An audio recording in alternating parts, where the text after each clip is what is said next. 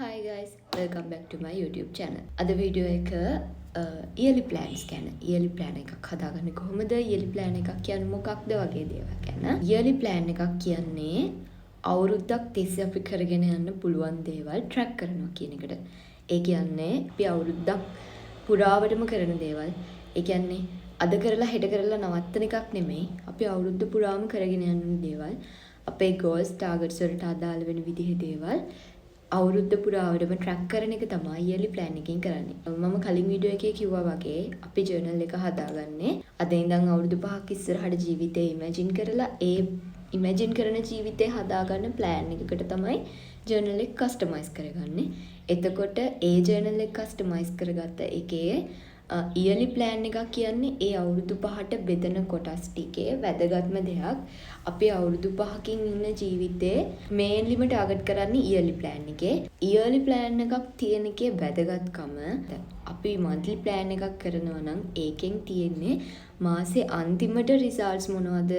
ඒ මාසේ අපි කොහොමද ඉඳලා තියෙන්නේ? ඒ මාසේ මොනවද අපි කරලා තියෙන්නේ වගේ දේවල්. monthly plans ඔක්කොගෙම අවුරුද්ද අන්තිමට ඉවර වෙලා බලන්න ගියොත් කොළ 12ක් හරි පොතේ පිටු 12ක් හරි බලන්න ඕනේ. දෙකෙන් month එකට අපි මොනවද කරලා තියෙන්නේ. අනිත් එක තමයි monthly plan එකක habits වෙනස් කරන්න පුළුවන්.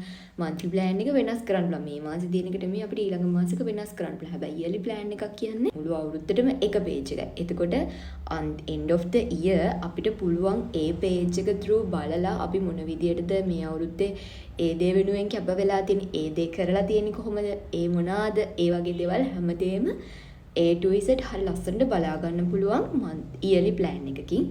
yearly plan එකක තියෙන main benefit එක තමයි ඒක. plan එකට ගත්තොත් එහෙම yearly plan එකේ තව වාසි තියෙනවා.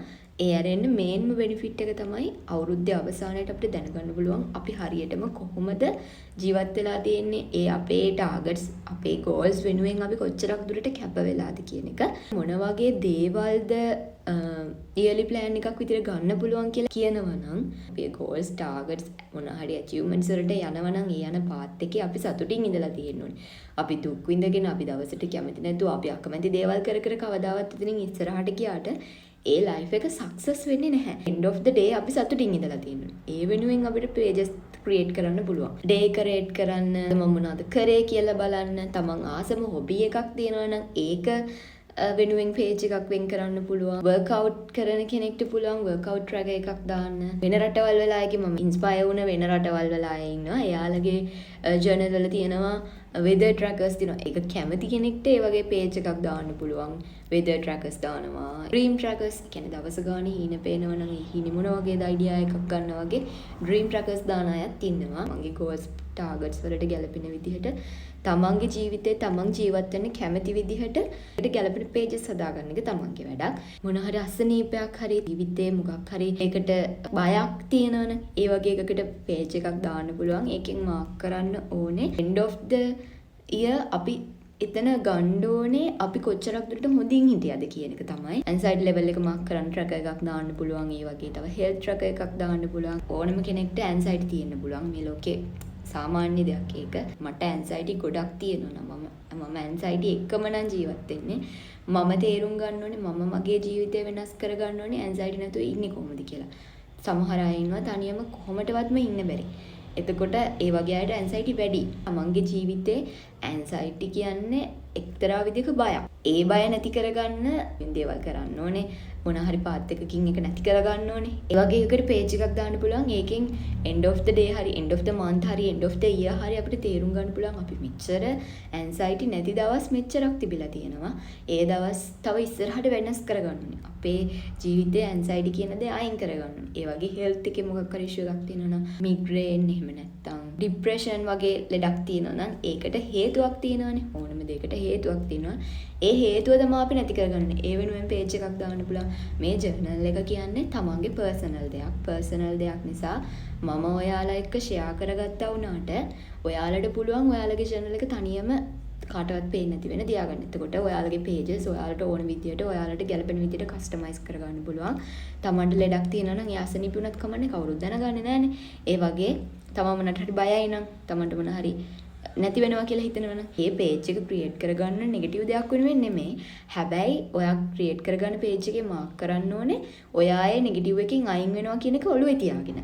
girls රට විතරක් තියෙන pages තියෙනවා period tracker එකක් දාන්න පුළුවන්. මගේ POV එකෙන් මම කැමති period tracker එකක් mark කරන්න. අපිට එක දිගට දැනගන්න පුළුවන් මේ අවුරුද්දේ මේ මාසේ මේ දවසේ මේ මාසේ මේ දවසේ ඒ වගේ. මම කියන්නේ මට සමහර වෙලාවට අද උදේ කාපු දේ දවල් වෙද්දි මතක නැහැ. ඉතින් පීරියඩ් නේ කවද්ද කියලා මතක තියෙන්නෙත් නැහැනේ ගොඩක් අයට එහෙමයිනේ. ඒ නිසා පීරියඩ් ට්‍රැකර් එකක් දාන්න පුළුවන්. ඒ වගේ ට්‍රැකර්ස් ඇඩ් කරගන්න පුළුවන්. ට්‍රැකර්ස් ගැන අයිඩියා එකක් ගන්න ඕන නම් Pinterest එකේ වගේ සර්ච් කරලා බලන්න ඕන තරම් ට්‍රැකර් අයිඩියාස් තියෙනවා ඉයර්ලි ප්ලෑන් එකකට. ඒ වගේම Tamanට ගැලපෙන විදිහේ ට්‍රැකර් එක Taman හදා ගන්න ඕනේ. ඉයර්ලි ප්ලෑන් එකක් කරගෙන අවිලා මොකක්ද අපිට ගන්න පුළුවන් කියනවා නම් ඒක මගේ දැනට මම කරගෙන යන ඉයර්ලි ප්ලෑන් එක through මම කියන්නම්. මගේ page එකක් තියෙනවා rate my day. rate my day කියන්නේ අද දවසේ මොන වගේද කියලා rate කරන එක. ඒකට මම stars 5ක් දීලා තිනවා 5 star, 4 star, 3 star, 2 star, 1 star කියලා. එතකොට මට ඒකේ තියෙනවා දැන් සමහර දවස් මට 1 star. ඒක normal. මනුස්සෙක්ට උල් දවස් තියෙන්න පුළුවන්. ඒ වගේ මගෙත් සමහර දවස් තියෙනවා 1 star. මම 1 star දවසක් තිබ්බොත් ඒ කියන්නේ මම ඒක මාක් කරද්දි දකිනවනේ මම මාක් කරන වෙලාවට මම හිතනවා අද දවසේ මොන වගේද මට කොහොමද ඒක දැනුනේ කියලා මම කල්පනා කරලා එතකොට තමයි මම මාක් කරන්නේ. මම 1 star දෙනවා කියන්නේ ඒ දවසේ මට ගොඩක්ම අවුල් කියන එකනේ. මම සාමාන්‍යයෙන් ජර්නල් එක මාක් කරන්නේ නිදි යන්න කලින්. එතකොට මම මගේ ඔළුවට දාගන්න ලොකුම දේ තමයි මගේ ඊළඟ දවසේ 1 star එකක් වෙන්න බෑ. ඇයට නිදි යන්න කලින් ඒක හිතා ගන්නවා ඊළඟ දවස් උදේට හිතනවා අද දවසේ මගේ 1 star එකක් වෙන්න බෑ. ඒක වෙනස් කරගන්න. සමහර දවස් තියෙනවා එහෙම වෙනස් කරන්න බැරි වුණා. හැබැයි මම එක කාලෙකදී ඒක උනාට පස්සේ තේරුම් ගත්තා ආයෙම මම එහෙම වෙන්න දෙන්නේ නැහැ කියන එක. ඒ වගේ මට ඉයර්ලි ප්ලෑන් එකෙන් ඒ වගේ වාසි ගොඩක් ලැබිලා තියෙනවා. තව මගේ ඇන්සයිටි ලෙවල් එකක් මම කරගෙන යනවා. එක එක රීසන්ස් වලට මට ඇන්සයිටි එනවා. දවසේ මට ඇන්සයිටි හයි විදියට වුණොත් මම ඊළඟ උදේම නැගිටපු ගමන් තේරුම් ගන්න ඕනේ. මගේ ඇන්සයිටි ලෙවල් එක වැඩි වුණා නම් මම ඒක අද දවසේ අඩු කරගන්න ඕනේ. ඒ වගේ මගේ ප්ලෑන් එකකින් මම ඒ වගේ බෙනිෆිට්ස් ටිකක් තමයි ගන්නෙ.